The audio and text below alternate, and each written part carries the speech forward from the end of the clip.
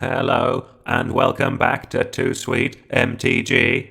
This is our set review for the Universes Beyond Doctor Who. If you like these episodes, do make sure to check out our podcast, Powerful Nothing. I will now hand you over to your flesh bag host, Daniel.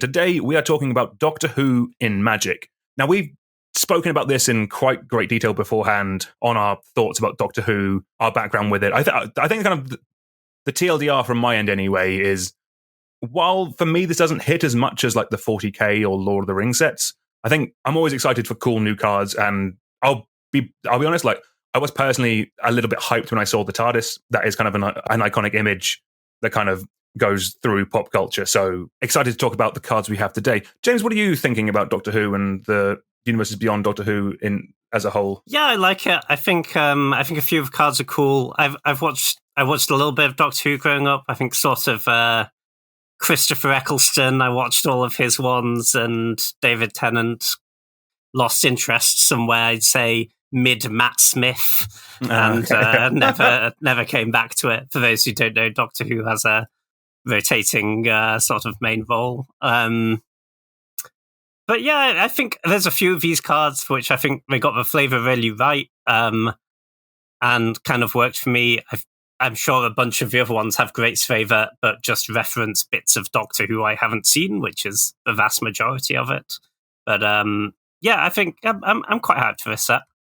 No, definitely, yeah. There's a ton of cool cards, and like something you mentioned there in terms of the flavour. So the way that they have brought a lot of the flavour from Doctor Who, obviously Doctor Who has a large port about time travel, and in this set there are a lot of cards that care about time counters, about suspend counters. These are things that don't normally see play in a lot of cubes, so because we are comparing cards to every card ever printed, and we're generally talking about the vast majority of the cubes, it doesn't mean that there are some cards we're not going to be touching on, like yeah, as I said, the set has a lot to do with Cascade, a lot to do with time counters, which flavour-wise is very good, but that is hard to put in a regular cube. If you're a big fan of Doctor Who, I'm sure you can find a way to jam them in, but we're mainly going to be focusing on the cards that will go in the widest range of cubes. There is also another subset of cards that we're not really going to be talking about. There's a lot of cards in this set that care about like specific creature matters, like there's cards that care about Daleks, there's cards that care about Time Lords.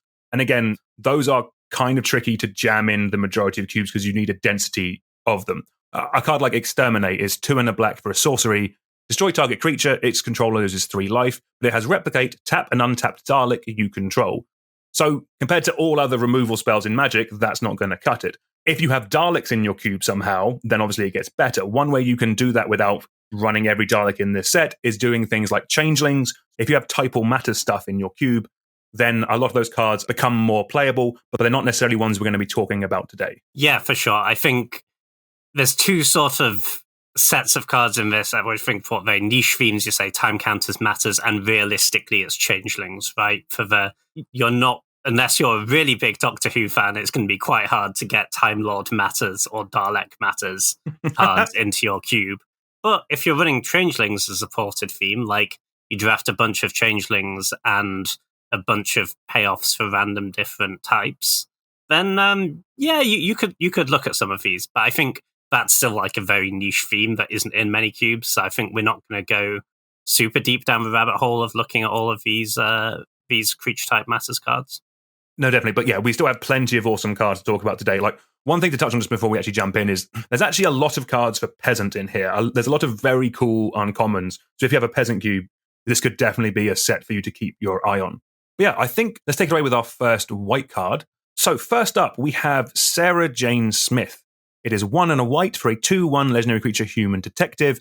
It has, whenever you cast a historic spell, Investigate, this ability triggers only once each turn. So just as a reminder, a historic spell is an artifact, a legendary, and a saga. It also has a Doctor's Companion mechanic, which only matters for Commander, so we're not going to mention when they have them from here on out. But yeah, for Sarah Jane Smith, if you're doing anything artifact-based in white, it does seem kind of solid. Like, a 2/1 for 2 is fine, not amazing, it's fine. But if you're caring about going wide with artifacts, like I'm thinking like construct tokens, things like that, this could be decent. Like there is plenty, like white is getting more of these effects recently. Kind of you have Ingenious Smith, which digs you for artifacts and then gets bigger. You have Dig Like Engineer, which makes the construct tokens If you are, if you're going artifacty in your white section, then I think this could see some play. What do you think, James?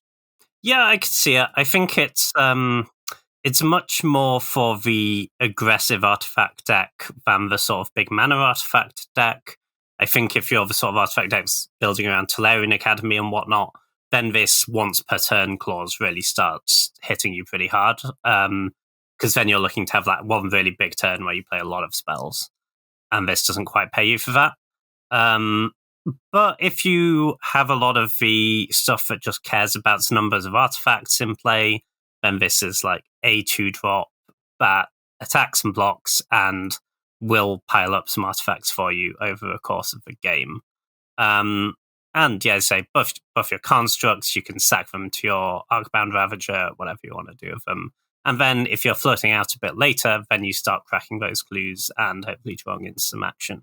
No, 100%. Yeah, so next up we have Astrid Pef. This is 1 white for a 2/2 legendary creature human. Whenever Astrid Pef enters the battlefield or attacks, create a food token. And it has a Brand New Sky, which is an ability where whenever you sacrifice a clue or food, Astrid Pef explores. If you don't remember what explores does, that is, you reveal the top card of your library, put that card into your hand if it's a land, otherwise put a +1/+1 counter on this creature and put it into the graveyard. I think this is really strong, actually. For a building around clues or food deck, I think this is actually really good. And obviously that's not a theme that's in like most or even that many cubes, but I think we've got so much support for it recently that I think outside of sort of the most powerful cubes, that's probably a theme that will work if you want to include it. And I think, yeah, this is a really nice payoff. Like, coming down at just 2 mana, it starts racking up those foods really quickly without you needing to invest any more mana. And yeah, the Explorer is actually really nice later. When you start cracking your clues or your food, you're probably getting paid in other ways for doing that as well. And you get to start filtering out lands from the top of your deck. And this starts getting a bit bigger if you're hitting spells. I quite like this, actually. No, definitely, yeah. A card you mentioned with the previous one, like Arcbound Ravager, is exactly where I want this kind of... If I'm getting this to explore, I do kind of want this with effects that let you sack artifacts for free. Because in that kind of build, you kind of want to be curving out rather than spending... Is it 2 mana to crack a food? Yeah, for sure. But you can also be... like this, for example, with Academy Manufacturer seems pretty phenomenal. Oh, yes. Okay, yeah. You can really start racking up those artifacts and goes to that level of Academy Manufacturer. Like Peregrine Took is quite a nice odd rings to sack 3 food to draw a card. Like Asmo obviously kind of fits into this whole shell as well with Witch Oven. I think there's like enough of this good food payoff stuff that it's probably pretty viable at this point. Yeah, 100%. Like, the last 2 sets, Lord of the Rings cared about food, Eldraine cared about food, and yeah, we have quite a good food card in this. This has only just come to me, but kind of, what do you think about this in like a life gain deck? Because making, like, food does gain you life. That is quite a consistent, like, all you have to do is attack with this, and then you have the ability to gain 3 life when you want to. Yeah, for sure. I guess it kind of depends what sort of life gain deck you're in, right? If you're in a sort of the aggressive Ajani's Pridemate space, then you don't want to be necessarily spending 2 mana early in the game to gain 3 life, right? You want to get that life gain with other effects that affect the board. But, I mean, you certainly could see it playing it in this deck. Like, it's also just a 2 mana 2/2, right? And, yeah, I could see it being strong there, for sure. No, definitely, yeah. And the flaw of this card just being a 2 mana 2/2 human is not the end of the world. Yeah, and yeah, if you're in that sort of more grindy life gain deck, I guess, with and you're trying to kill them with Sanguine Bond or something, this seems pretty nice there as well. Nice, okay.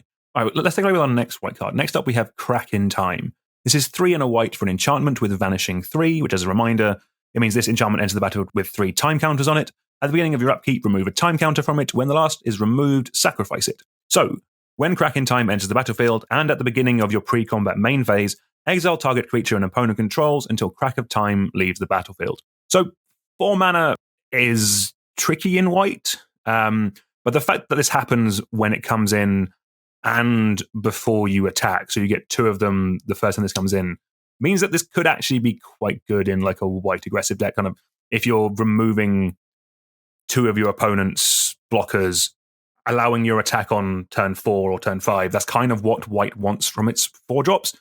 The big thing, obviously, is that white 4s are super competitive. This is obviously not as good as Gideon Ally of Zendikar or Seasoned Dungeoneer, but those are running more higher power level cubes. In maybe something like a Legacy cube or a budget cube, if this is cheap, then I could see this as a way of kind of pushing damage through. Kind of like, I think probably the biggest comparison is maybe like, is it Parallax Wave, the enchantment that does a similar thing, but that does bring him back the same turn. This removes multiple things over like 2-3 turns, I think it is, but yeah, interesting card anyway. Yeah, that was my first thought I saw this, was this like a really bad Parallax Wave knockoff. Parallax Wave does also exile them until it leaves the battlefield. Oh, okay. I did not realize that. Okay. The difference is you're like removing the time counters to exile them with Parallax Wave. But I think Parallax Wave is a lot stronger, because Parallax Wave, you get to do as many as you want the turn you play it, right? So if they have 3 blockers, you can remove all 3 blockers right away, swing in and kill them. Parallax Wave, you also get to do it at instant speed, and I think really importantly, Parallax Wave, you can target your own creatures, which you can't with this. So you get to re-trigger your ETBs. Stuff like, you pitch cast your Solitude, then you exile your Solitude under a Parallax Wave in response can be really nice. Mm-hmm. No, that's fair. If I'm honest, I thought Parallax Wave was 5 mana until I just Googled it. Yeah, no. Parallax Wave's really busted. So being like way worse than Parallax Wave, I don't think makes this unplayable, but it means you're not putting it in like, I think, sort of legacy power level cubes, really. Yeah, this will like push through some damage. Yes. So worth noting, well, this is vanishing, not fading. Vanishing was the slightly updated fading ability. With fading, you remove the last time counter, then it sits around for another turn, and then it will go away when you fail to remove the time counter on the next upkeep. This one's going to go away as soon as that last time counter is removed. So it does kind of stick around less time. You've got to kill them pretty quickly. So you need to be a really aggressive deck. I think even then, realistically, probably better options for you. Not a terrible card, but I think there's just the competition's really strong in this slot, and I don't see this finding a home in many cubes. Yeah, no, 100%. I really should have looked up the mana cost of Parallax Wave before writing my notes. But anyway, let's move on. Do you want to take it away with our next white card, James? Yeah, for sure. Next up, we have The Wedding of Riversong. This is 2 and a white for a sorcery. You draw 2 cards, then you may exile a non-land card from your hand with a number of time counters on it equal to its mana value. Then target opponent does the same. Cards exiled this way that don't have suspend gain suspend. So that means at the start of your upkeep, you're going to remove a time counter from them, and when you remove the last time counter, you get to cast them for free. It also has time travel, which is for each suspended card you own and each permanent you control the time counter on it, you may add or remove a time counter. I'm not massively convinced that this is better than divination in a meaningful way. It is in white. It is in white, but I feel like they've kind of solved the issue of white not having recursive card advantage, right? There's just so many effects you can get that give you that repeatable. It's not literally draw a card, but it's repeatable value that I don't know that we need to be doing this. The exile thing, the suspend thing is like upside, but it's your opponent gets to do the same, right? So, and notably, they're getting an upkeep first, so they're starting to remove those time counters first. So with the time travel, I think the way that I'm reading this, and again, the rules FAQ isn't out yet, so that will kind of clarify this a bit more, but I think with this card, if you exile a non-land card from your hand, you can then remove a time counter from it with the time travel. So that means yours will come up first. And also specifically with creatures, they will get haste when you cast them from suspend. So kind of the way I was seeing this is you play this on 3, you're in a white aggressive deck, you exile a 2-drop, you remove a time counter from it, the next turn you untap, you get to cast that 2-drop, it has haste. Yeah, that's pretty relevant. I hadn't thought of But I hadn't realized the time travel actually sped up your own card. And yeah, as you say, the haste is nice. But also, so you've put, that only works if you have a 2-drop you haven't cast yet when you cast this. Mm-hmm. And you're not casting this on turn 3, right? In your white aggressive deck. You're going to cast it when you've run out of other stuff to cast because you want to affect the board first in your aggressive deck. You don't want to be sitting around drawing cards early in the game. No, actually, yeah. As we're kind of talking about it, it's like, do you want this to draw you a 2 or 3 drop, or do you just want a 2 or 3 drop? Yeah, for sure. And I think for slower white decks, they just have better card advantage, right? So they're generally dipping into other colors. This is actually remind me of when we did the Eldraine set review. Found out anyway that Divination doesn't even see Pauper play anymore. So the fact that this is a rare, yeah, okay, all right, tricky. Right, let's move on to our first blue card of the day. First up, we have Danny Pink. This is 3 in a blue for a 4/3 legendary creature, Human Soldier Advisor. It has Mentor, which means when this creature attacks, put a +1 counter on target attacking creature with lesser power.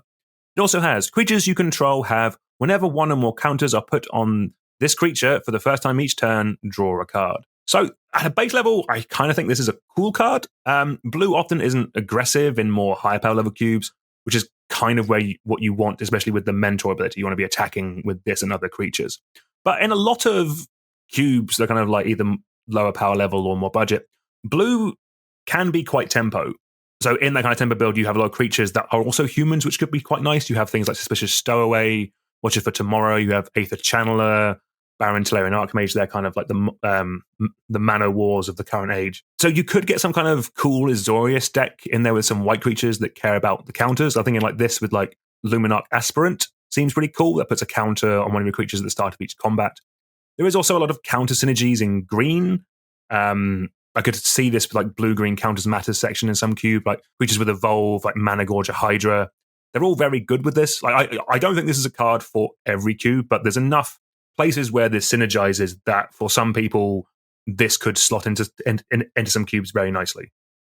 Yeah, I think this is a pretty interesting card. It's not like for the most high power level cubes, just because it's a 4-drop creature with 3 toughness, but generally isn't going to do anything the turn it enters play, right? I think the Luminarch Aspirant example is a great one, because that kind of breaks that because you get that counter off your Aspirant and you can draw a card right away. But in a lot of decks, you're not going to have those 3 ways to give counters. So you might be waiting a turn, either waiting for the Mentor or just another spell that adds counters to creatures. It's also worth noting it is gated on it doesn't like trigger twice if you add multiple counters to the same creatures. Yeah. But it does trigger if you're adding multiple times if you add counters to multiple creatures. So stuff that gives counters to all your team, think like Archangel of Foon, things like Micaeus for Luminarch, they could really go nuts with this card. And that's pretty interesting. But obviously they're like, in your white +1/+1 counters deck, it's generally not blue that's the secondary color. But having said that, this is very splashable. Like, it could be kind of interesting. So yeah, I think if you're in a cube where you can have that little bit more time, you can afford a card with a little bit of setup cost that maybe needs to stick around for a turn. And this is a lot of value, right? And it's also 4 power. I think this gets a lot better as well if you can find some way to give it evasion, because that Mentor ability is going to be quite hard to use on any sort of a built-out board, because 4/3s just trade down, right? As a rule, if you're just jamming them into your opponent's board. All right, do you want to take it away with a good pupper, James? Would love to. Next up, we have K9, spelled K-9, Mark 1. This is a single blue mana for a 1/1 legendary artifact creature robot dog. And it has a couple of abilities. It has negative, which is as long as K9 Mark 1 is untapped, other legendary creatures you control have ward 1. And it has affirmative, which is 1 blue and tap it. Target legendary creature can't be blocked this turn. I don't think this card really has a home. I think aggressive Legends decks are definitely like something that have been pushed a lot more recently. like the Legendary Matters theme. But just blue is really not the home for that theme in general. And then you're looking at it as, okay, so it's a 1-mana artifact creature. Maybe it can go in a more Artifact Matters type Legendary deck. But if you don't have the other legends, this is literally just a 1/1 for 1. I don't really see the home for this. I don't know about you. No, I agree. I added this one to the list, like because of what you mentioned about the Legendary Matters. We are seeing that become more and more of a thing. But yeah, you completely nailed it on the head. Like we're seeing that in like Gruul and in Boris recently, and there's been some stuff previously in like Abzan. None of those colors currently have blue in, but it doesn't mean that there might not be something in the future. Legendary Matters is definitely a way that they're kind of going, or it's a design space they are looking at, like things that care about legendary creatures. Maybe in a world where we get to like a 5-color deck caring about legendary creatures, then potentially. But yeah, this one isn't for right now. One of the best things I have in my notes is that you can tinker with it. So that's kind of the base level is an artifact. It is an artifact that costs 1 mana. I will not dispute this. Yeah. No, fair play. Yeah. Interesting card, but yeah, potentially one for the future, but not necessarily right now. All right, next up, we have Reverse the Polarity. This is 1 blue for an instant. Choose 1. Counter all other spells. Switch each creature's power and toughness until end of turn, or creatures can't be blocked this turn. So, generally speaking, I don't really like 3-mana counter spells anymore in Cube, like even some of the modal ones. And the double blue is quite hard. I'm not sure how relevant the counter all other spells is in 1-on-1. Like obviously in Commander, you can get in kind of a bit of a counter war with multiple players. Obviously there's Storm, but I don't think that's entirely where we are with this. The other options I do think are interesting, and I think they're interesting in that kind of tempo deck that I kind of talking about a bit earlier. In that, all these abilities I think are fine, but as a package, I do think it's playable if you're running blue tempo. So mucking up combat is very easy with this. You have control of when it's going to get cast. You can work towards it. Isn't necessarily something you're building your whole deck around, but it's something you can work out in combat how it's going to benefit you and muck up your opponents. And then the creatures can't be blocked this turn. It's definitely not overrun, but blue doesn't normally get that type of thing. I could see the bottom ability winning games. I think as a package, as three interesting spells, I could see this being played in like a lower power level cube that has like a blue tempo thing. That's kind of where I see this potentially having a home. Yeah, I think obviously having more modes on your spell is always great, right? But these second 2 modes really feel quite narrow to me. Yes, creatures can't be blocked is good, but it would be better in any other color, right? Because yes, there are blue aggressive decks, but generally the thing that blue aggressive decks already do really well is evasion. Mm-hmm. You don't need more evasion off your 3-mana spell, right? You generally need to stay alive, deal with their board, stop them removing your creatures. You don't need to get your creatures through. A lot of your good blue aggressive creatures do that by themselves, flying or unblockable or whatever. Switch each creature's power and toughness. Sure, it'll come up, but it's kind of narrow. That's actually good. It does kill 0 power creatures, which is kind of nice. Yeah. It wrecks the walls deck. I was just thinking that. If you have a walls deck running rampant in your cube format, and you want a way to check it, this might be your answer. A scourge of cubes everywhere. Now we have the answer, guys. Counter all of the spells. I guess it's nice against Storm, potentially. Like, if they try and brain freeze you out, you can exile all the copies of the brain freeze, which is certainly something. But it can also actually be worse than counter target spell. If you put a spell in the stack, they either counter it or play a removal spell or whatever in response. You can't force through your spell and counter back. It will counter your spell. Oh, that's very true. Yeah. Honestly, I think if you add up all this stuff, I'm not convinced that it's better than something like Sinister Sabotage, for example, the counter target spell surveil one for the same mana cost. Not quite there for me. And if you're looking for a modal 3-mana counterspell, I think Archmage's Charm is the best of them. I mean, it's slightly harder to cast, but that also divinations and mind controls things, which is a hell of a lot better than these. But the walls, James, the walls.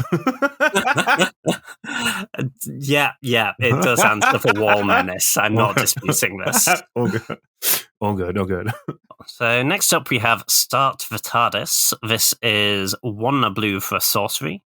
You surveil 2, then draw a card. You may planeswalk. Incidentally, absolutely mad thing about this card. They decided they needed the reminder text for surveil, but not for planeswalk. It is, yeah. I didn't notice that. It made me look up what planeswalk did. It doesn't do anything in Cube. Yeah. I believe. It only does things in the... What do you even call that format? If you're playing a plane chase along with the game that you're playing, so normally it's played along with Commander. It's very rarely played one-on-one. Yeah, for sure. So we don't care about the planeswalk bit, so it's surveil 2, then draw a card. However, it also has Jumpstart, so you may cast the spell from your graveyard by discarding a card in addition to paying its other costs. You may exile this card. So this is actually a nice bit of value, right? You get your Preordain early, but it costs 2 mana. It's slightly better than Preordain because Surveil is a bit better than Scry. But then later in the game, if you're flooding out or whatever, you can just discard a land, cast this again. You get a nice bit of value there. It's also a discard outlet. Having said this,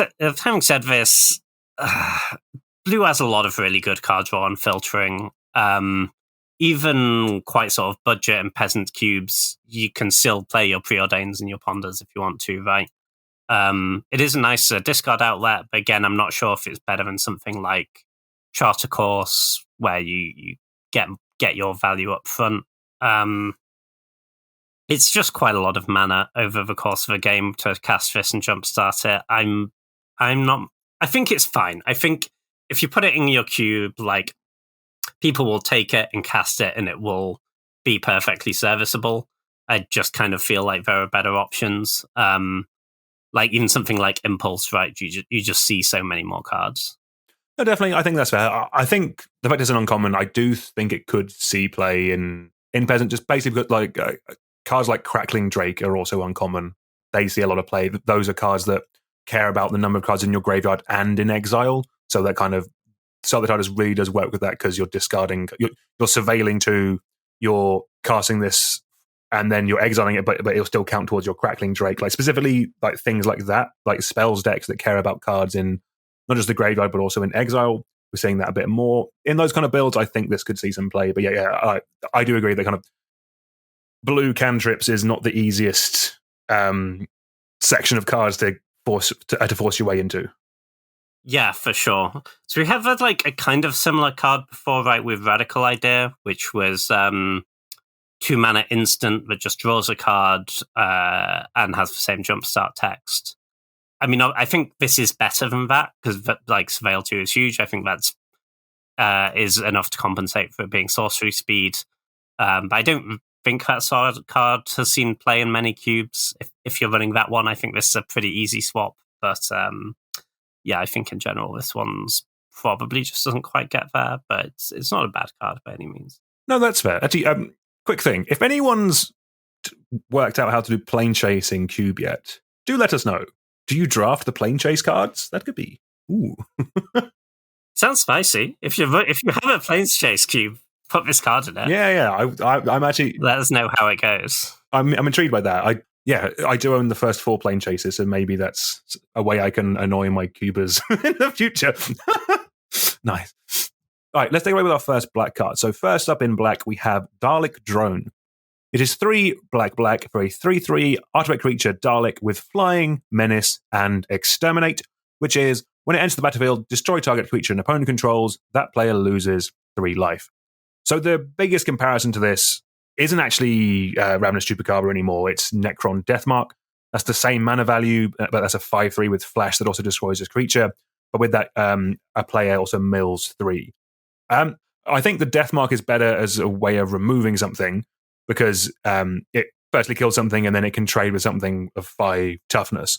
Well, this is probably better than that at actually killing your opponents, because it comes in, it kills something, they lose 3 life, and then they can probably never block this because it's got flying and menace. Like, that is a very difficult combination of keywords to kind of get around.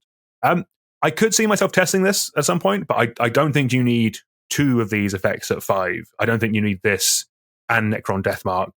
I think you're running either Dalek Drone, Necron Deathmark, or Ravenous Chupacabra. You're one of those, basically. You can kind of take your fill, basically. Yeah, I'd buy all of that. I think this is a pretty cool card. I think it's quite strong. I think the big upside of Necron Deathmark over this is the instant speed, right? But I think, yeah, free life and Flying Menace is definitely better than the 2 extra power on Necron Deathmark for me. Flying Menace, you say, really close to unblockable at that point. Yeah, it's that sorcery speed is obviously a lot worse, but it's I could see this being pretty close to Necron Deathmark, actually, and I've been very impressed by that card. Obviously, same as the other Chupacabra effect, also great in your sort of recurring Nightmare value decks. Yeah, I really like this. I think this is a really solid card. 5 is a lot, but I think you are getting paid for your mana investment here. Yeah, no, sick. Yeah, there's something about, like, so again, like, I'm not the biggest Doctor Who fan, but like, a Dalek is quite iconic, and I'm kind of okay with this. I would be fine running this in my cube just on a purely, like, flavor looking kind of cool thing. It is a Dalek. Let's go. Yeah. And they've definitely, and it definitely puts its Dalekness right in the middle of the card. Yeah. Good artwork. Next up, we have This Is How It Ends. It is 3 and a black for an instant. Target creature's owner shuffles it into their library. Then they face a villainous choice. They can either lose 5 life, or they shuffle another creature they own into their library. I kind of think this card sucks. Punisher effects are really not very good.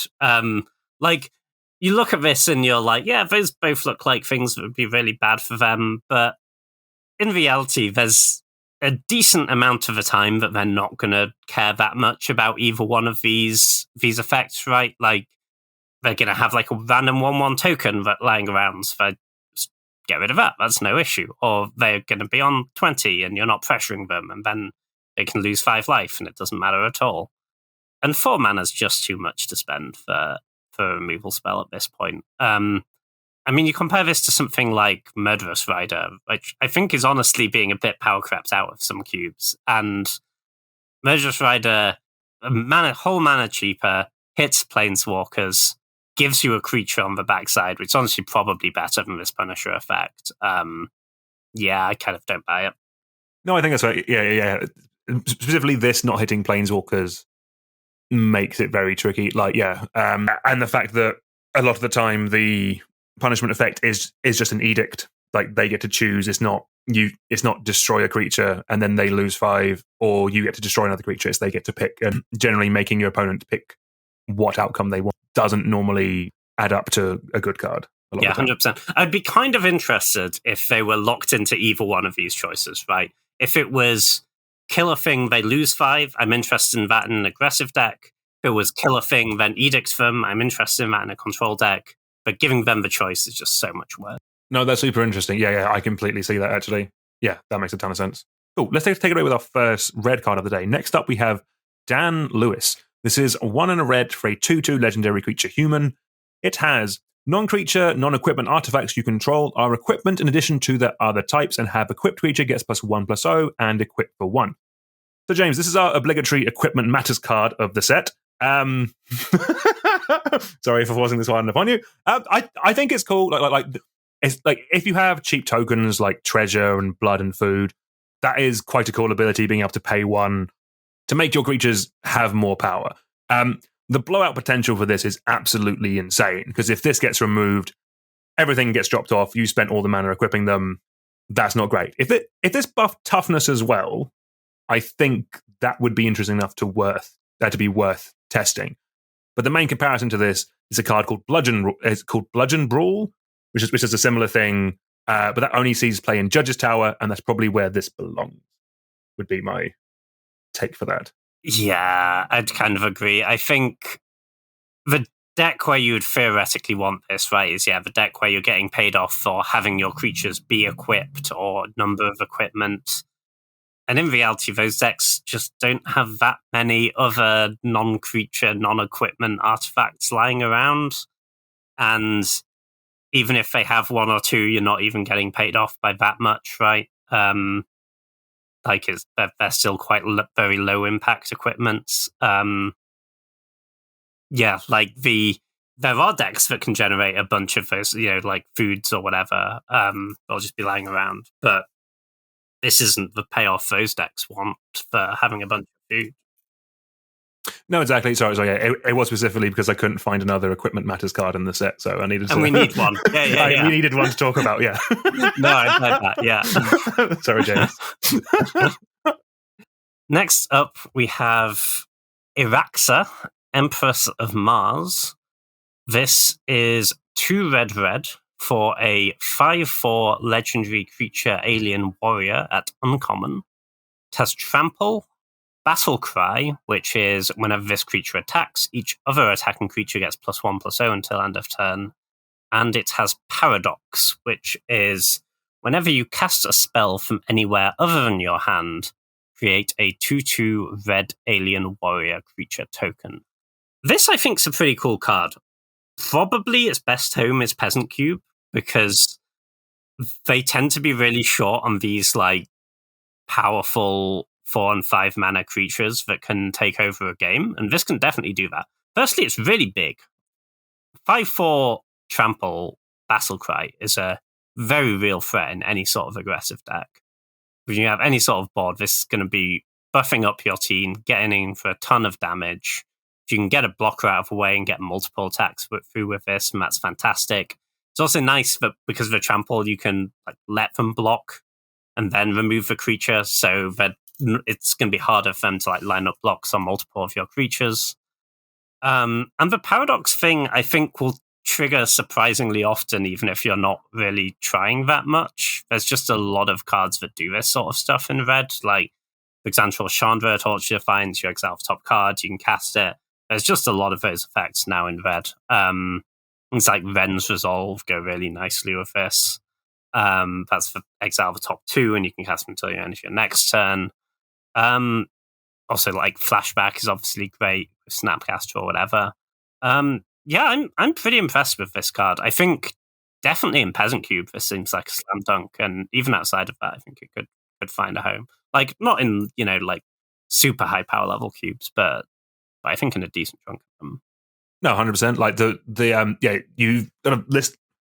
You mentioned a fair ton of the ways of getting the Paradox to trigger, but there's one that I really love in Peasant, which and all cube actually, but Madness also triggers this as well. And there is quite a solid Rakdos Madness deck that you can build in Peasant, and the fact that as a baseline, this is just good in any aggressive deck that's in red, and then also could be a cool card for. I'm not going to say niche anymore, but like that kind of Peasant Madness deck that runs cards like Azra Oddsmaker that rewards you when you discard cards. You have Rakdos Headliner, which is a cool aggressive creature that has Echo, discard a card, and then just so many cool Madness cards like Dark Withering is a destroy target non-black creature, which is a single black if you could Madness it in. Hellmonger is a really cool card, Fiery Temper, you even get a Reckless Worm in this deck. I love all of that. So yeah, that kind of build would love an Iraxa Empress of Mars, because it's a bonus for doing all the stuff. You're just going to be making a board state that you can then Battle Cry. I think that's really cool. Yeah, 100%. Your Root Wallers are going to get real scary. Oh, let's go. Yeah. Your Root Wallers come with another 2/2. So much power and toughness. Just dead. They are just dead. All right, let's take it away with our only green card of the day. We have Carvanista, Loyal Lupari. It is 4 and a green for a 5/5 legendary creature, alien dog soldier, with vigilance, trample, and haste. And when it attacks, play +1 counter on each human you control. But that's not all. It also has an adventure. It has Lupari Shield. It is 1 and a green for a sorcery adventure that says humans you control gain indestructible until your next turn. So obviously, despite not being a human itself, this big dog really wants to be in a human's deck. which is probably going to be some kind of Selesnya. So you have some of the white human matters cards, along with Torrens that makes 1/1s with training when you cast a creature. It's a little bit niche. Those decks still want to run things like Llanowar Elves to kind of ramp yourself out. And it not being a human itself means it won't get your other tribal buffs or get cheated in off of something like Winota. In lower level or budget, because the body is just fine, because 5 mana, 5/5, Vigilance, Trample, Haste is a beta in a budget cube, there might be a world where just kind of like incidentally this making some of your humans better might be good enough. But in cubes that are like more honed or more higher power level, I don't think this is the payoff you want specifically for like the humans deck in Selesnya or in these colors or in any color running green, because there's just other options available to you that are a bit more impactful and a bit lower to, and a bit easier to cast. Kind of like if you want a big green human matters card, just run Kamal, the thing that kind of like effectively kind of overruns every turn. Like if you're going to cheat something big into play that. I think I'm a bit higher on this card than you. I think I think you do definitely have to be like a pretty dedicated humans deck. But I think this is a good payoff in my opinion, actually. That adventure's really strong. It protects against removal, protects against sweepers, and it can just win combats. It can win multiple combats, potentially. Also nice because it doesn't target anything. You can't get blown out, right?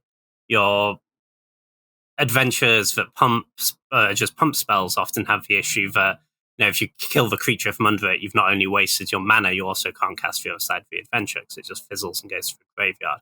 This doesn't have this problem, so it doesn't target. So I think that's like a pretty impactful adventure. You wouldn't play that card on its own, probably, the humans get indestructible. But the 5-drop is also gets real scary. Like the haste, I think, really, really does it for me here. You're getting that buff to your whole team right away, and it's a 5/5. It's going to be really hard to block. It has vigilance, it has trample. They can't chump block it. They're going to struggle to have great attacks into it on the crackback.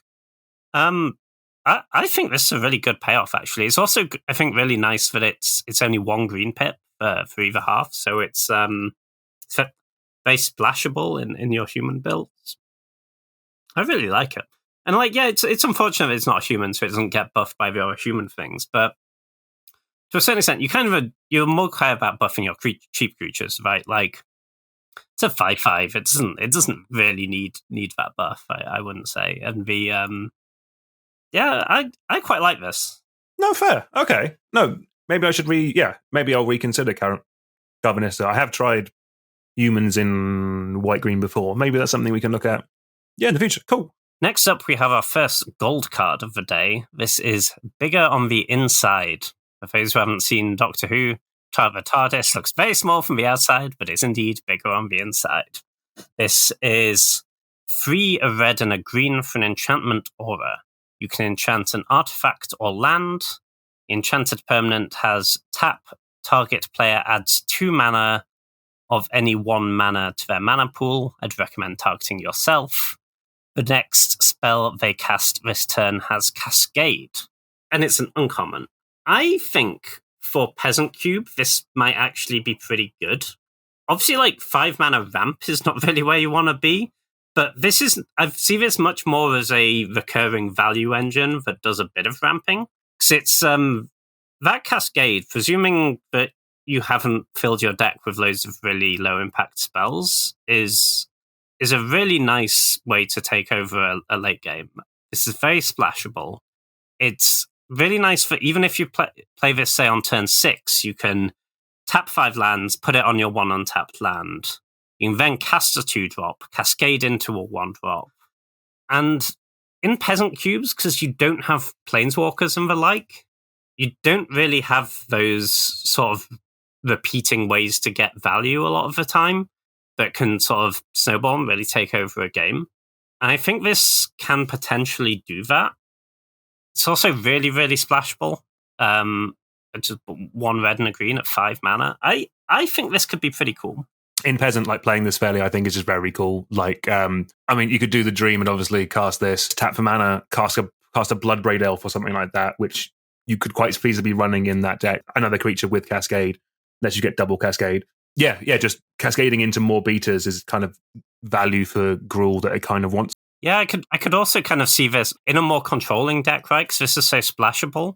If you have a bunch of just like removal spells and cantrips and stuff, that actually seems great to me as well, right? Because it means you're cascading into your cheap cards are still cards that matter, in opposed to, you don't really want to cascade into mana dorks, but cascading into your murder or your I don't know, Swords of Plowshares, Preordain, whatever. Sounds pretty good. So there is also a little bit of combo application with this. So like with a lot of cards, it combos with Staff of Domination. Staff of Domination isn't really a card that kind of sees a lot of cube play, but it does combo with other things. Like basically with that, you put it on, because it's an enchant artifact, you can put it on the Staff of Domination. Staff of Domination has, importantly, a single colorless activated ability of untap Staff of Domination. So with that, you can make infinite mana with this, infinite Cascade, and draw your whole deck as well, if you so choose. There is a peasant combo with this as well, which I think is quite sweet. So Voltaic Construct is a creature, but it's an artifact specifically, and that means big on the inside can be put on it. That has 2 generic to untap target artifact creatures. So while you're not making mana, you are making infinite Cascade, and that's kind of cool. I'm kind of here for that. Yeah. That is pretty spicy. Yeah. I like that. On the sort of lower end of the, we'll call this a synergy rather than a combo, but it also goes really nicely with Arbor Elf, the dog where you can tap it to untap a forest. You just put this on your forest, you're that's cool. doubling up your mana generation, and you get multiple cascades. Seems like a pretty nice one. Although I did say literally less than 60 seconds ago that we should try not to cascade into mana dogs, but there you go. But yeah, actually, yeah, having like twiddle effects, ways of untapping stuff could be quite cool. Like, but yeah, no, the Staff of Domination for infinite mana and for that cascade definitely sounds cool. That's definitely going to be a commander interaction that we're going to be facing at some point soon, I think. But that's quite cool. Oh, I look forward to it. All right, next up we have the Cyber Controller. It is X blue black for a 3/3 legendary artifact creature, Cyberman. It has, when it enters the battlefield, each opponent mills X cards. Put all creature cards milled this way onto the battlefield face down under your control. They're 2/2 Cyberman artifact creatures. It also has other artifact creatures you control get +1/+1. So I'm not sure if I'm correct with this take, but I think the fact that I'm okay in certain decks running a lot of artifacts, that I'm kind of okay just paying 3 mana for this. As a base level, I think that might be good enough. And I think generally Dimir wants this effect more than some of the other ones we've seen recently. They've had like white printed with them. I think there was an Urza that did something similar to this potentially in a recent set, but that was white blue. I think blue black is more a traditional home for artifacts and artifact creatures in cube. So I think this color wants it a bit more. If you pump a load of mana into this, you could win the game, or you could get nothing depending on your matchup. Like if you're playing against an aggro opponent, I think you put a lot of mana into this, you could get a lot of creatures, they're more likely to have them. If you're doing it up against a control opponent, you're probably not getting anything, and you're probably a bit sad about that. But fortunately, you will probably know that before you cast them. Like, if your opponent's gone like mountain, goblin guide, then you're kind of, you're going to, they're aggressive. If they haven't done anything and have a lot of blue mana open, you're probably not going to get any creatures off this. So you do get to choose how much mana you put into this. You don't have to go ham straight away. Obviously, this is better in an artifact deck where that static pump is good, and obviously you can then spend more mana to put the more mana into it to try and get to actually build yourself a bit of a board. I have a question for you, actually, James. How do you like this in just a regular Dimir control deck where you're not really playing many artifacts, but you're just using this as a way of building a big board and killing someone? I don't love this if you don't care about the static pump. Okay. Beyond, obviously, you're pumping the creatures you generate. The main reason is I just the matchup dependency thing. Yeah, that's fair. Cube is not like regular booster draft where everyone's like, oh, you should have like 12 to 15 creatures in all of your decks. It's not that uncommon to see a cube deck with like 4 creatures, and then in your regular Dimir deck, unless you think you can generate so much mana you can mill your opponent out, this is not going to do very much for you. I think you do want to care about that static buff, which means you want to be like reasonably aggressive, going wide-ish with other artifacts, which is definitely a strategy that can work. I think the mana cost does hurt it in that regard, with just blue, blue, black as the base mana cost means there's going to be a decent chunk of games where you can't cast this on turn 3 when you want to. But it does scale a bit into the late game, so that helps with that. It's also, as well as buffing those, potentially making artifact creatures and buffing them, it's also just putting potentially a lot of artifacts into play, which might buff your other things that care about artifacts. So yeah, I think if you're like going wide-ish with artifacts, this could be kind of cool.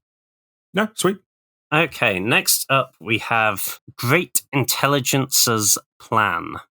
This is 4 a blue and a black for sorcery. It has draw 3 cards, then target opponent faces a villainous choice. They may discard 3 cards, or you may cast a spell from your hand without paying its mana cost. Again, Punisher mechanics. By the time you cast this, there's a decent portion of the games they won't have cards in hand, or they won't have cards in hand that they care about. So they can just choose the first mode, discard the 0 to 1 cards, and you paid a 6 mana draw 3, which is not an acceptable thing to do at any cube.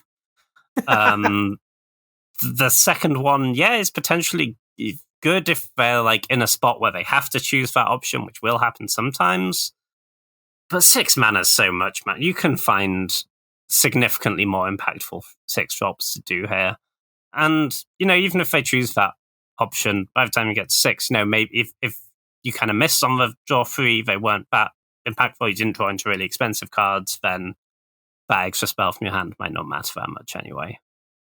No, definitely, I do agree with that. Kind of the thing I had with this card really kind of came into the fore when you just said just play other things, because my goal would be to play this card and then cheat into play a Dinroven Horror to really get your opponent, but then you could just play the Dinroven Horror. Yeah. So maybe I'm doing the classic playing bad cards to make my good cards better. So yeah, that one's on me. Yeah. I do agree. Yeah. Kind of. I think definitely I kind of see more upside in cards, and then there is. You humble me, James, and then I do see it. Like so I'll bring skepticism to all places. No, all good. Well, next up we have a Rakdos card. We have the Master Gallifrey's End.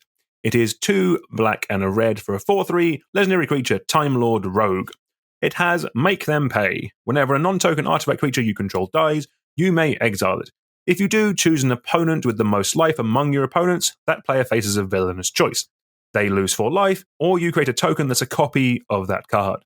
So for a choice, I actually don't dislike this one. I think this one's actually kind of solid. So I've been talking a lot about Rakdos artifacts recently. In fact, I did a video on it on 2-Sweet MTG. Go check it out if you like that kind of thing. A build like that is kind of where this card is going to belong. I'm not sure if this entirely goes in the purely aggressive version, because it is not an artifact. Doesn't do anything by itself. The choices are still good there, but where I see this actually being actually quite good is in kind of like a Rakdos Aristos Scraps. So like specifically like an Aristocrat style of deck that cares about artifacts. So you have things like Disciple of the Vault that drain. There's like a Blood Artist effect for artifacts. You have ways of sacrificing artifacts. That is a deck that will be beating down a little bit, but it's doing the Blood Artist drain thing as a way of finishing off an opponent. This is a top end in that. If you sacrifice an artifact and your opponent is given the choice of either lose 4 life or you get a token of that artifact that you can then sack again to drain them out, that is quite a lot of value. I'm not sure if there's too many hoops to jump through to make this card good, but it is definitely a place where this could see a home. I certainly agree this is the best of the villainous choice cards we have seen, because the 2 options just line up such that there are a decent amount of the time where they're both going to be really bad for your opponent, right? If you're pressuring their life total, you're sacking an artifact. They don't want to give you that artifact back to have another thing to sack or to attack them with. And if you're doing that, then you're probably pressuring their life total, so they don't want to take 4 either. Having said that, the slots in those decks for the non-artifact cards, which pay you for your artifacts, are kind of the most competitive ones, right? And it's this better than the other options. Like the ones that kind of pay you off and are artifacts themselves are a lot of an easier sell, right? Stuff like the Psychomancer from the 40k decks that does a blood artistry thing, but is also like a cheap artifact itself. It is, yeah, and like only Cult Anvil is an artifact that also makes artifacts, that kind of thing. Yeah. Those just make it a lot easier to have that critical mass of artifacts that you need. Non-token also kind of hurts. Obviously, it has to be non-token because otherwise the same thing would trigger again with the token that comes back. But the fact that it doesn't do anything with your servos, with your Thopters, with your treasures, your clues, whatever it might be, is kind of a shame. But I think this is fine. I think there are probably better options, but it's certainly not like a terrible one to include. No, definitely, yeah. If you're doing that artifact aristocrat style of deck, give it a test. Especially if you like Doctor Who, that will kind of go a bit of a way in that, I think. But yeah. All right, James, you want to take it away with our first and only actual Doctor of the day? Sure. So the next one up, we have the War Doctor. This is 2 a red and a white for a 3/5 legendary creature Time Lord Doctor. It has whenever one or more other permanents phase out, and whenever one or more other cards are put into exile from anywhere, put a time counter on the War Doctor. And whenever the War Doctor attacks, it deals damage equal to the number of time counters on it to any target. If a creature dealt damage this way would die, exile it instead. Like, this does do some cool stuff. You can definitely stack up those counters. There's a few ways to do that. So you can exile from the battlefield, right? I think like blink effects are interesting for this. They generally go into exile and then come back, so that will trigger this. But it's also whenever cards put into exile from anywhere. So if they get exiled from a graveyard with like Delve. Ooh, Delve is nice. Or even something like Relic of Progenitus, like exiles one card at a time repeatedly. So that can really stack up the counters on this. Agatha's Soul Cauldron from the recent set does a similar thing and has some other pretty interesting applications. And it's nice that this can go face, right? So it means if you do stack up loads and loads of counters, you're potentially not just killing a creature, you're killing your opponent. Having said that, it's like a 4-mana creature where you've got to attack with it to do its thing. And it's not always going to do the thing, right? Mm-hmm. Especially not the first time you attack. It'll often take a couple of turns to get there. And I kind of feel like, if I'm playing my 4-drop that has to attack to do a thing, I need it to always do the thing when it attacks, right? Because that's already kind of situational, that you actually have to have a good attack as well. Obviously, this kind of helps that a bit because it can potentially remove something. But I kind of feel like this is maybe a bit too much setup costs, but definitely a cool card, and I wouldn't fault anyone for trying it. No, definitely, yeah. Kind of what you said about setup costs is exactly where I am with this, because like the other way to obviously do it is like with exile removal, but those are drafted super highly. You're not guaranteed to get them because everyone in white kind of wants those. I do think that once this gets its first counter on it, it does get very good because you can ping one of their blockers and they can't block with it. Otherwise, this could kill it, and then it'll get another counter. So I think this does.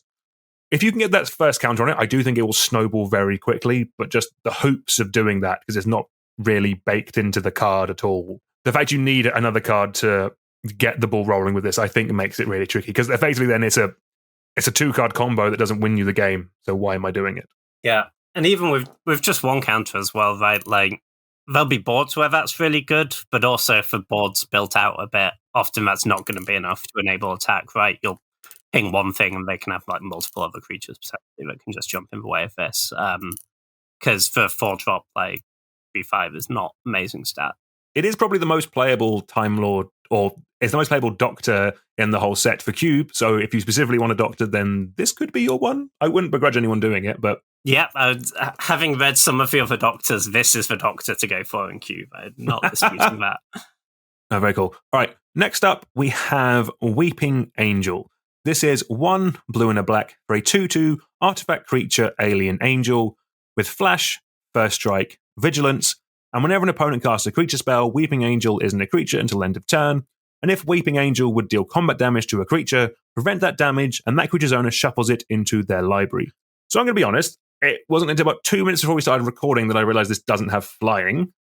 That does hurt it a bit. I will stop my notes as originally intended. Best card in the set, I don't think it's close. I still think this is probably the best card in the set, but losing the flying does hurt it a little bit because where I liked this card specifically is so fairly. I think this card is just very good. We'll get onto that in a minute. But kind of like what I really liked about this card, and it will still do it, but this really does answer basically anything on the ground because it doesn't have flying that someone's cheating into play. If someone's spending their turn reanimating something, spending like their channel or something in that comes in on the ground, this is a fantastic answer to it because it'll put it back into their deck. That combination of first strike and then when it deals combat damage, shuffle it into their library is really strong against people who are using multiple resources to cheat something into play early, like this. And the fact that it has to deal damage in its first strike does mean it gets around things like indestructible. Like this will shuffle a Blightsteel Colossus back into their deck. It'll shuffle like an Ulamog back into their deck. That is the kind of thing. Like that is very, very strong. Just fairly playing this, like it's not something that your opponent really wants to be blocking at all because this is better death touch. Obviously, if they have first strike, then it gets then you're kind of staring at each other. But a lot of the time, you're just going to be able to swing through with this unopposed every turn. It has vigilance. The ability that makes it not become a creature until end of turn is a downside, but it's still interesting. Like so it'll mean it might dodge some removal. It means it dodges creature removal, like move on creatures, which is interesting. But kind of importantly, it means your opponent, if they want to get rid of this, is playing their spell on their first main phase, which is nothing. Like having them use their mana before combat is interesting. So you have more information for the rest of their turn if you're going to be a reactive deck, which you're probably going to be if you're in Dimir and you're playing this card. There is also the situations where they don't have a creature to play and then they just can't really attack because this has first strike and better death touch. I'm still super high on this card. What do you think, James?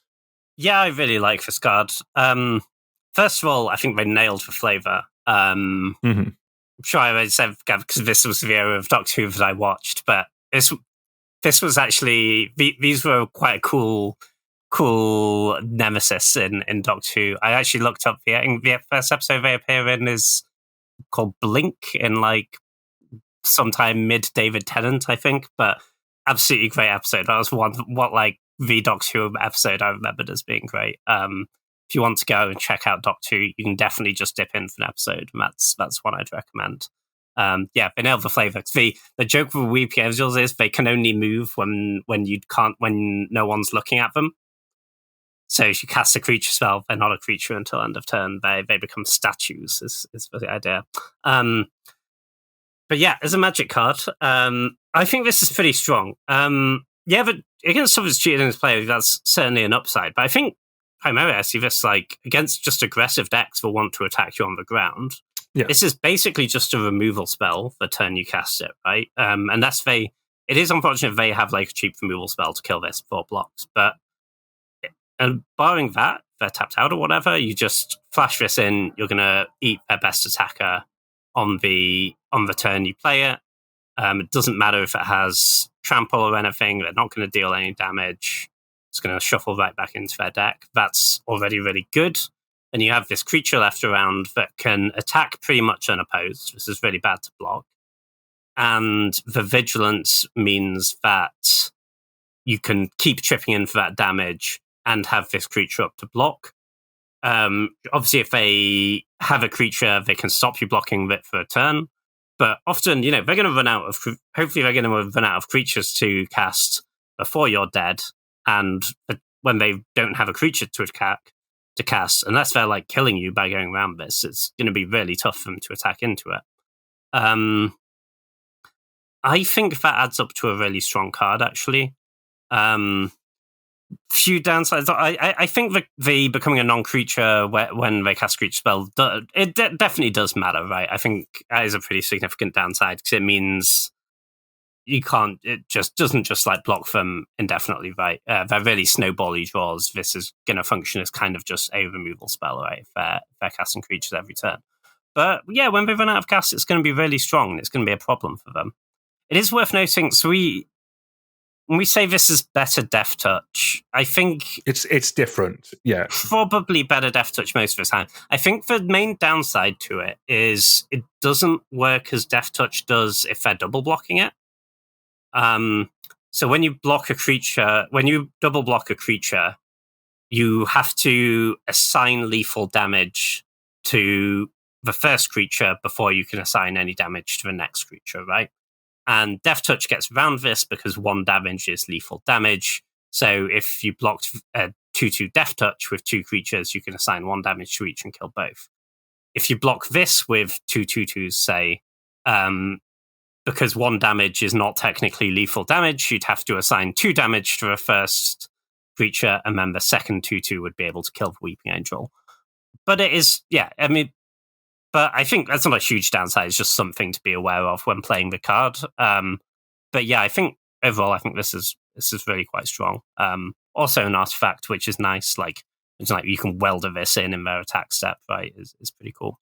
No, that is pretty sweet. I'm just frantically searching if there's any way to give it flying and Death Touch. There is not an equipment that does it. Damn. But no, I really like this card. This is one I've actually already pre-ordered because I wanted to give it a test. I think this card's going to be really cool. Would be better with flying, but I guess you can't have everything. Yeah, makes sense. Okay, so next up we have our first artifact.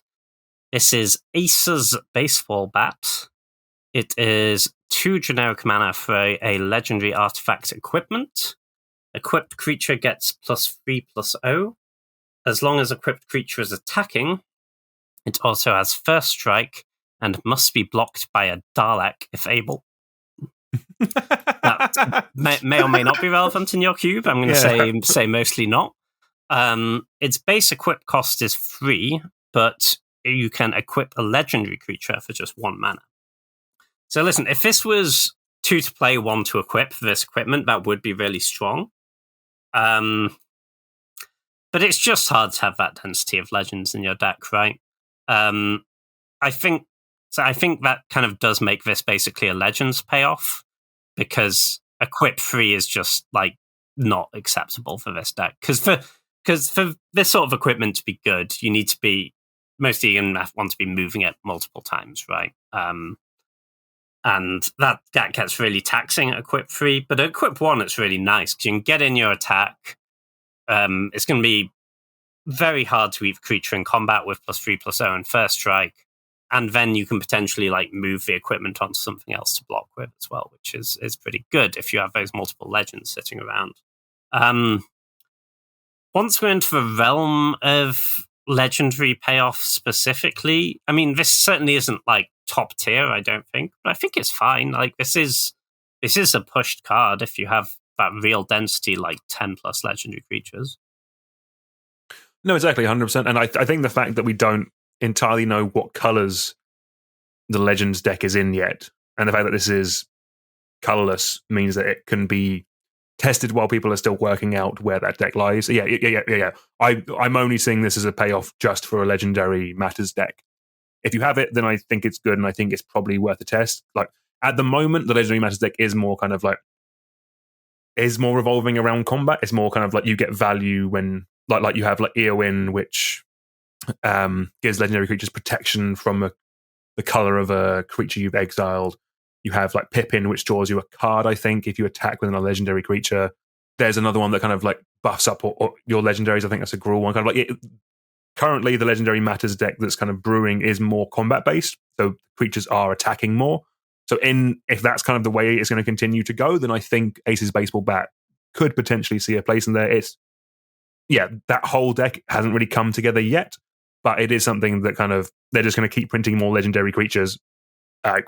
Eventually, we will get to a point where a lot of Cube is legendary, and there will be a deck there. And yeah, this could be a very solid card in that. Yeah, 100%. I think they've pushed this theme consistently, right, in the last sort of year, 2 years, and generally when they keep pushing a theme that much, eventually it does become good in Cube.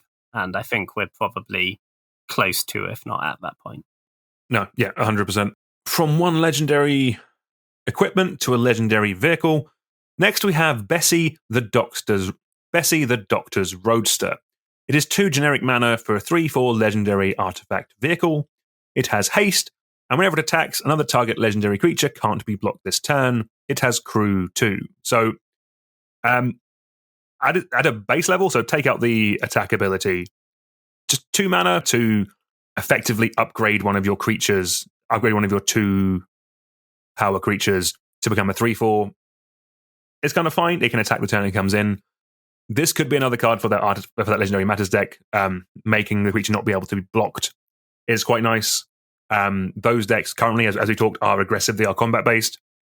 That is an upside to this card. I don't think you need the Legendary Matters stuff dedicated to run this card. I think it's just a perfectly fine vehicle.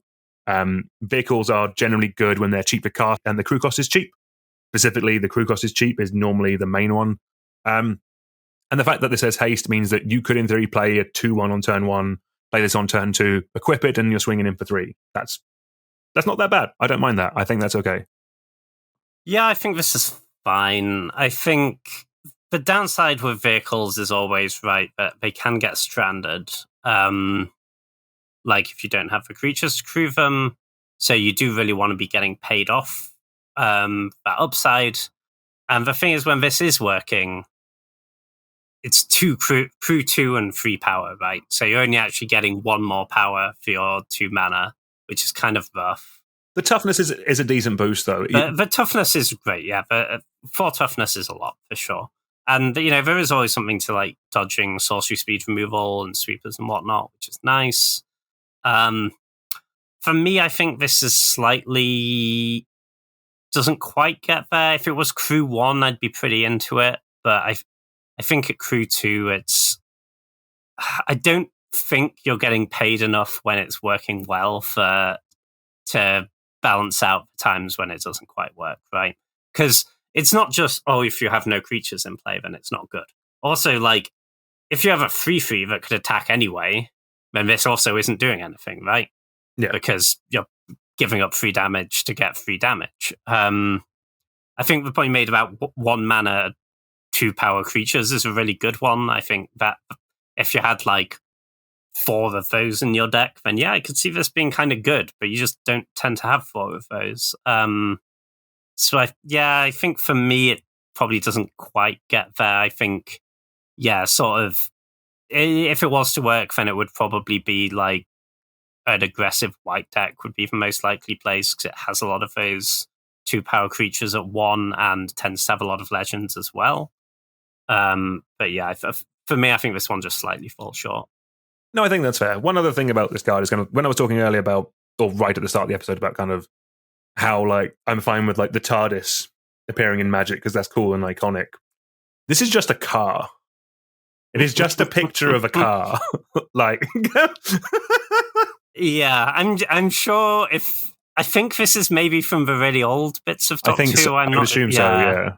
I'm sure if you were watching there, this is a very iconic car, but I agree it is just a car. Yeah. It's just an old-timey car that is apparently a 3/4. So does that mean that, like, my old Ford Focus would have been a 4/4 or something like that? Is that how? I mean, your Ford Focus, this looks significantly smaller than a Ford Focus. Exactly. So I guess that would have been a 5/5 or something. It could be magic, though, this car, that is the thing. That is true. It is legendary, I guess. Could your Ford Focus time travel? No. All right. Next up, we have Cyberman Patrol. This is 2 generic mana for a 2/2 artifact creature Cyberman. And it has artifact creatures you control have afflict 3.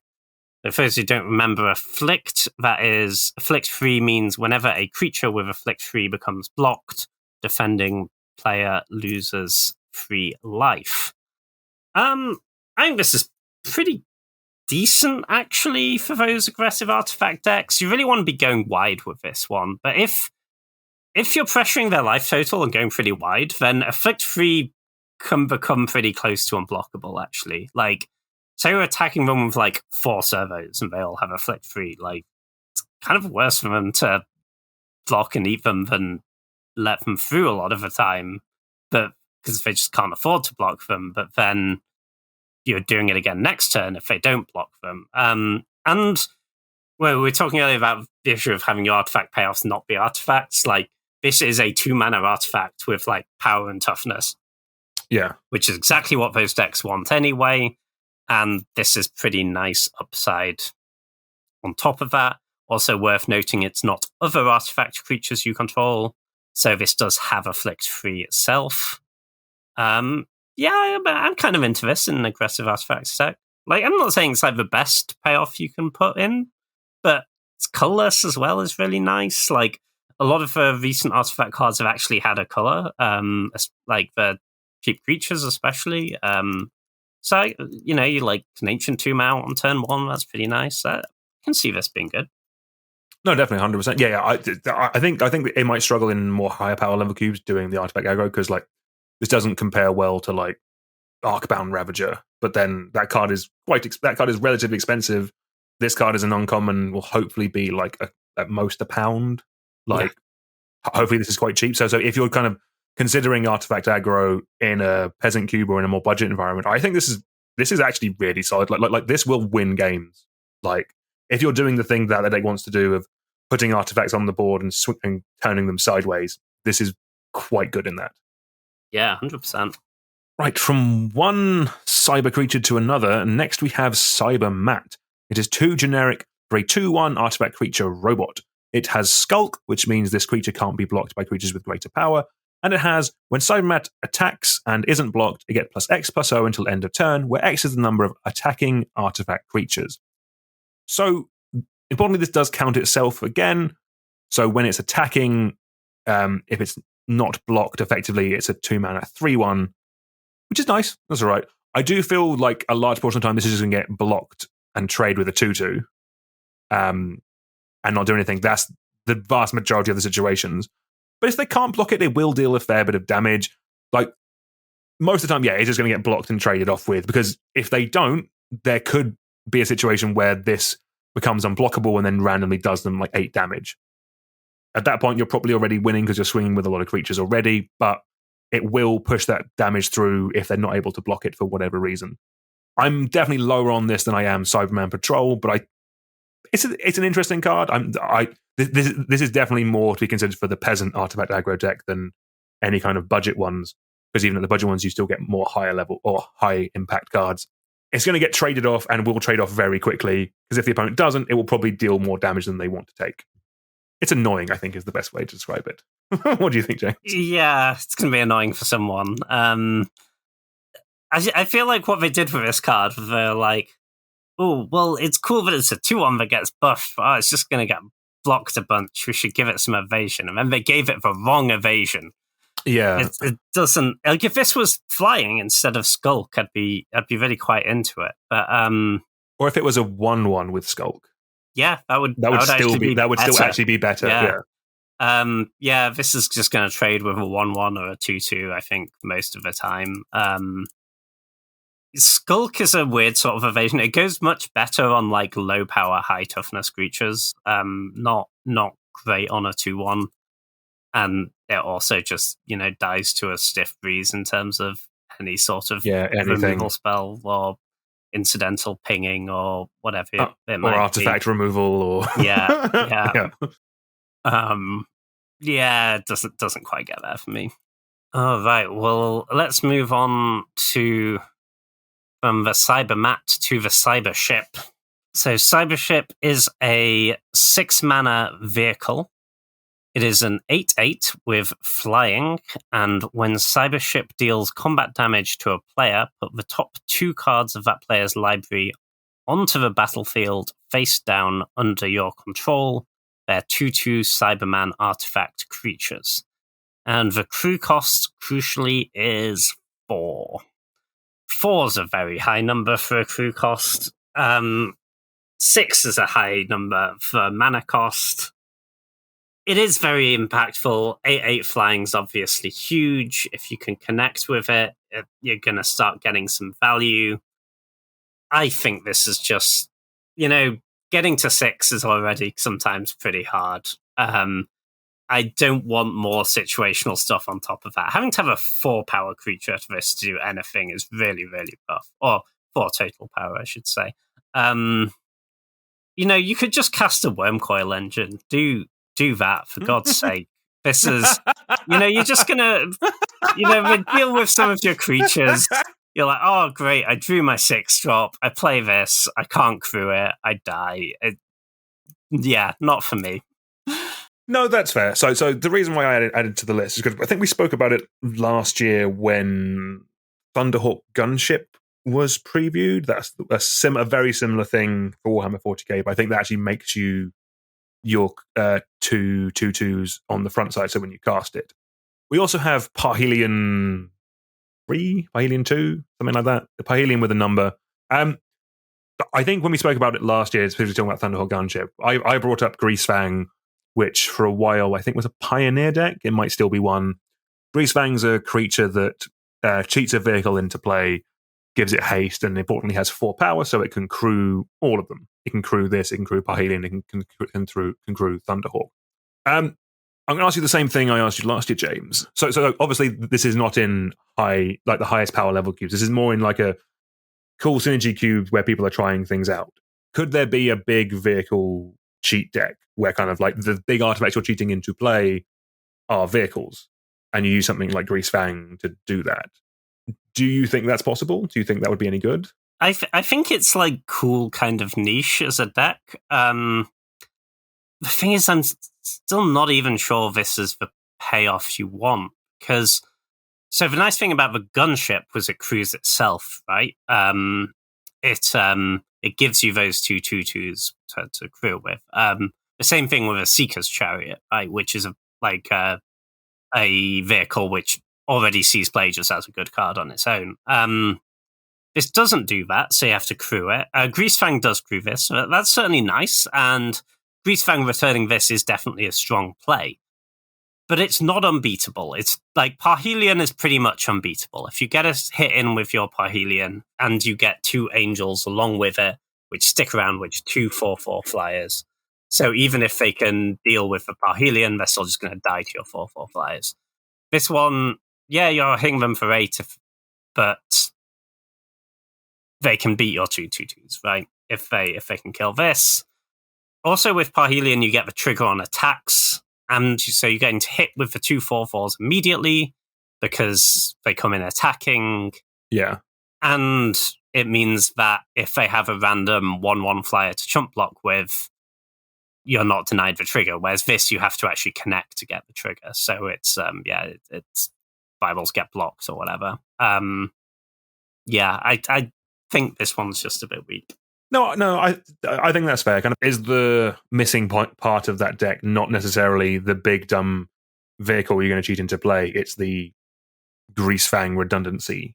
That more the issue with it, right? Exactly, and things like the gunship, because it crews itself, it also works with something like a Goblin Welder, right? Or a Trash for Treasure to get back, which this doesn't, because that's not going to give you creatures to crew it with. You'd have to play another creature to crew with, and at that point, you're going from like cool thing you can set up to just like way too many hoops to jump through. No, definitely fair. Yeah. I can see the Cybership not making it, but I do think that was an interesting. Yeah, no, I think that is like an interesting deck which could potentially exist with like a couple more pieces. But I don't think this is the one. No, makes sense. All good. Well, from one vehicle to a slightly more iconic vehicle, next we're talking about the TARDIS. Ooh, it's all in capitals. I do like that. The TARDIS probably stands for something, doesn't it? Yes, I couldn't tell you what, but I think it maybe does. I'm sure it's long and unwieldy. Time and relative dimensions in space. Top of my head, no Google involved at all. The TARDIS is 2 generic mana for a 2/4 artifact vehicle with flying, and whenever it attacks, if you control a Time Lord, the next spell you cast this turn has Cascade, and you may Planeswalk. It has crew too. So this is also an uncommon. Oddly quite restrained for a card like this. But I'm assuming that's because they wanted to put it on in all the commander decks. But yeah, it's another card for Peasant. It's basically a repeatable jump for 2 power creatures. Gives aggro a bit of reach. Obviously, if you have shapeshifters, it gets better. They count as Time Lords, as we mentioned. Power level wise, I think this is fine, not fantastic, but I would not begrudge anyone in their Peasant Cube running this if they thought it was cool. I kind of think it's cool. So I think that's a good reason to run this. Yeah, it's cool. It's iconic. It's not an embarrassing card. Yeah, if you have shapeshifters, it's actually quite strong. But as we discussed up top, most cubes don't. I think just playing it on the fair, I don't think you would play this card without the it's cool factor and the or shapeshifter synergies. I think just crew 2 power. 2/4 flyer is nice. It's also cool that it blocks well. But I think but it doesn't quite get there. It's just a card on its own. But it's cool and iconic, and that's worth something. Yeah, that's definitely worth points. Yeah. At some point, I have a couple of tubers that I'm currently tinkering with. One is a conspiracy multiplayer one, and one is kind of like a type all matters with morphs and cool stuff like that. So maybe there's something I'll look at in the future. In that it's something like that. The TARDIS could be cool, but completely agree with. Yeah, and if you have this elusive plane chase cube, then it's another great one. I mean, because you can actually maybe put some Time Lords in that cube. Yeah. I assume. I am actually thinking content about that. Yeah, that might be something I look at some point in the future. Yeah, do it. Cool. Right, do you want to take it away with our last card of the day, James? Yeah, so last up we have Ominous Cemetery. This is our only land that we're reviewing today. It is a land that taps for colorless mana, and you can pay 5 and tap it, exile Ominous Cemetery, target creature's owner shuffles it into their library. This is cool. It's obviously colorless lands you can't put in every deck without really hurting your mana base, but they do go well in monocolored decks generally because, if you're playing mono white, you don't actually need 16 white sources off your 16 lands, and often one of the upsides of going monocolored is, you can make space for some colorless utility lands. If you're a monocolored aggressive deck, which monocolored tends to be aggressive but isn't always aggressive, this probably doesn't beat out stuff like Mishra's Factory and Mutavault because they're just doing what you want to be doing anyway, which is attacking for a lot less mana investment than this. But in maybe a more, if you end up in one of those, if you just really get there on blue, for example, and you end up like mono blue, you've got some space in your mana base, you can fit something like this in. And this is a good effect late in the game, right? You can just cash in your land for a removal spell is pretty strong. It's not an efficient play. It's basically 6 mana, right? Because you're tapping your land as well. But when your lands get to do relevant things in the late game, that's pretty good upside. So yeah, not a bad one to include for sure. Oh yeah, 100%. The fact that this doesn't come into play tapped as well means that in those monocolored decks, it's effectively free to it's all but free to run. There might be a time when you can't cast your triple white spell on turn 3, but 90% of the time, maybe even more. This is just a free card to run in your deck that will effectively remove something at some point later in the game. I think it's I think this is solid. Also because if you're not breaking rarity restrictions for lands, most peasant cubes are generally just 2 colors. Outside of the shrines deck, which can exist, the fixing generally, because of the fixing, it means people aren't really splashing into 3 or 4 colors. It's 1 or 2, and even in a 2-color deck, it's more of a cost in a 2-color deck, but I don't think it's as bad as it's not awful. A 2-color deck could still run this as an initial bit of removal when I think it would be fine. So, but the fact that there's no draw, the fact it doesn't come into play tapped, I think is huge, and means that it should see a decent amount of play. Yeah, so I think an interesting comparison for this slot of sort of slower, colorless utility land is something like Blast Zone, which is the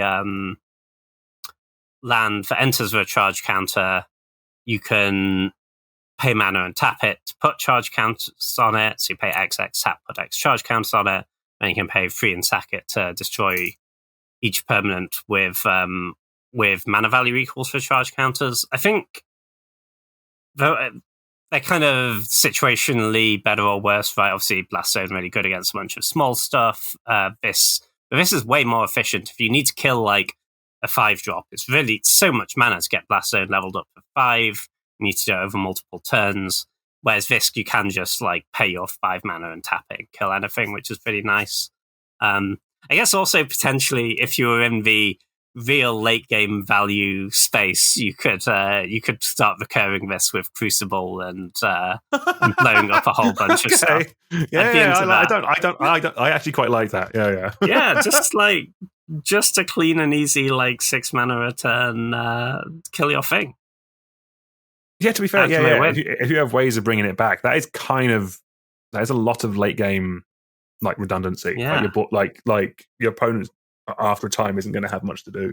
Exactly. Renin 6 just turns into +1 kill anything with a small mana investment of 5. Yeah, great. Right, so that's all the cards that we're going to talk about. But before we get everyone out of here, as a tradition, me and James are going to go through our favourite or our top 5 cards from Universes Beyond Doctor Who that we think are going to see either the most Q play or just cards that we generally like and think are cool. James, do you want to take it away with your number 5? Yeah, so number 5, I've gone for Dalek Drone. This is the 5 mana 3/3 flying menace that kills something and domes your opponent for free. This seems like a really nice Chupacabra variant. We've seen with Necron Deathmark that the aggressive version of Ravenous Chupacabra can be really good. That leaves a big body behind. I think the jury's probably out on which one is better, but I can definitely see a lot of upsides for this. And yeah, kind of going off how strong Necron Deathmark's been, I think this could be a pretty strong card and even some fairly high-powered cubes. No, 100%. Yeah, I do like the Dalek Drone. I think it's cool. My number 5, I've gone for the Cyber Controller. I think I've ranked this slightly higher because it's the kind of decks I like playing. Turns out I like artifact beatdown decks. Something I've discovered recently, and this seems like a solid include in that. And I think it could have some upside and some play in some other types of decks. But yeah, just play this, buff up your other artifacts, and turn them sideways is kind of what I'm about. So yeah, I like that one. I mean, you do have started winning a lot of your cube drafts with them. I know. Maybe that's why I like it. Yeah. Winning is fun, it turns out. Yeah. So at number 4, I have gone for Carvanista Loyal Lupari, the good boy alien dog soldier. You've got to be pretty into humans for this card to be good. Like, you need a dedicated human tribal deck with like 12, 13 humans. But if you're at that point, I think this is a really strong card, actually. Like, combining that protection spell, which is like situationally amazing, and you'll generally be able to trade a card for at least, with just an absolute house of a beatdown card on 5. It's basically a 5/5 that's going to buff your whole team when it attacks with Vigilance, Trample, and Haste, if you have built around your humans sufficiently. I think this is a great payoff. And obviously human tribal, not in every cube by any means, but I think those cards that really get there on even a niche archetype are kind of worth talking about as much as the cards that are more flexible but with a lower ceiling. No, fair. Yeah. I think I definitely undervalued the big doggy boy, but yeah. No, it seems like a cool card. So my number 4, I've actually gone for Cyberman Patrol, and specifically in a peasant cube. I mean, I was just talking about artifact aggro, and this does seem actually quite strong, especially in the peasant or in the more budget environments. Flick 3 is just going to be really annoying. If you can put some artifacts on the board, this is, your opponent's really going to struggle dealing with this. Like, there isn't a good decision, I think, when this comes out. So yeah, good creature, we love it. Yeah, no, 100%. My number 3 is, in fact, also Cyberman Patrol. Nice. So, yeah, I agree with all that. Just cheap artifact to make sure the artifact's better if you're pressuring their life total. Exactly what you want in that deck. No, awesome. All right, so my number 3, I've gone for Araxa, Empress of Mars. Again, for Peasant. Because I think the baseline of just being a 4-mana 5/4 trample that busts up your whole team with Battlecry is really good. And then the fact that there are so many ways nowadays of triggering the Paradox ability and just making a board of 2/2 red aliens. I think Araxas is going to be a really cool. Like it's a cool card to just go into cube, but it's also a cool card to explore more design space for things that your cube can do. And I think it's an awesome card. I agree with you so much that I've put it at number 2 in my list. Oh, nice. I think for Peasant Cube specifically, this kind of fills a gap of that Absolute House at 4-drop for a red deck. It's going to get a lot of value, and it's just a terrifying creature. If you're on a well-built-out board, like big body, battle cry, trample, seems great to me. No, sick. Good choice. My number 2, I've gone for bigger on the inside, the big Gruul enchantment. Just mainly because I think it gives something Gruul at Peasant something cool to do. Like outside of the infinite combo stuff, which I think could be funny. Like this in Voltaic Key in a Peasant Cube does seem cool. Infinite Cascade at Peasant power level seems hilarious. But just using this as a way of getting additional value, of just spitting out a load of aggressive creatures late game, plus on top having ways of untapping this. I think there's a ton of cool stuff you can do with this, and this I think will be really interesting, and it's a cool card, and that's why I put it at number 2. Yeah, no, I like that card a lot for sure. It's also great that, if you put it on a land, it's really hard to kill a land in most cubes. Yeah. So it's, unless we have enchantment removal, it's quite hard to remove. So my number 1, I have gone for the Weeping Angel. I think this has a bunch of interesting applications, especially against aggressive decks. I think that being able to weld it in and out sounds cool. I'm kind of into a bunch of the stuff this card's doing. Seems like you're going to eat a creature on the way in most of the time, and then it's going to continue to be really annoying for your opponent. Yep, despite the fact it annoys me it doesn't have flying. Weeping Angel is also my number 1, for all the reasons that you said. There's just so many, this is kind of what Dimir wants in a creature, in so many different cubes. It's an annoying blocker for your opponent's creatures, and it's also an artifact which goes a long way in a lot of Dimir sections. And this can, this will get through for more damage than I think either of us are kind of really thinking about. It's just going to, the opponent can't really block it. It either gets removed or it kills them, I think, basically, is how it's going to work. Yeah, 100%. Thank you all very much for watching. Please make sure to like, share, and subscribe. And also check out the Powerful Nothing podcast if you like listening to two humans talk about Cube. Until next time, we will see you soon. Goodbye.